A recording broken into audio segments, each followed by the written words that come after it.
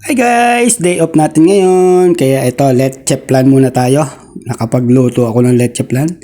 Itlog, condensed, tsaka ibap. Tsaka yung lanera natin. Ayan po, 12 pieces po na egg po yan. Puro yellow lang po ang ginamit ko. Hindi ko sinali yung puti. So ayan, minimix well ko lang po siya. Ganyan yung 12 pieces. Ayan, tapos nilagay ko na po yung condense. Isang lata rin pong condense yung nilagay ko.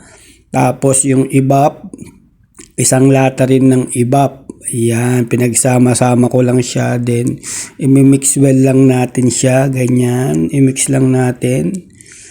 Ayan, ibit lang natin ng ibit. Ganyan, hanggang mamix na lahat. Then, ready ko na yung llanera at natunaw ko na rin yung caramelized nating sugar. Sinaling ko na yung ating leche plan. Ayan. Bala sa ginawa natin, 2 llanera po ang kasya. Dun sa 12 na egg, isang condense at isang ibap. Ayan po, nilagay ko na po sa 2 llanera. And then, ilalagay na natin siya sa ating mini oven. Kung wala naman kayong mini oven, pwede nyo po siyang i-steam. Ayan.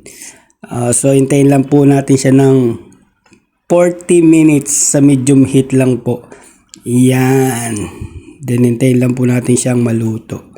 Then, eto na po. After 40 minutes, ayan na po siya at mainit-init pa siya. Titikman na natin at ako'y natatakam. Gusto ko na po siyang tikman kung gaano po siya kasarap. Ayan, mainit-init pa po yan. Mainit-init, oh. Titikman ko. Nako, ang sarap-sarap po talaga. Tamang-tama ang sukat. Maraming salamat po sa tumapos ng video ko.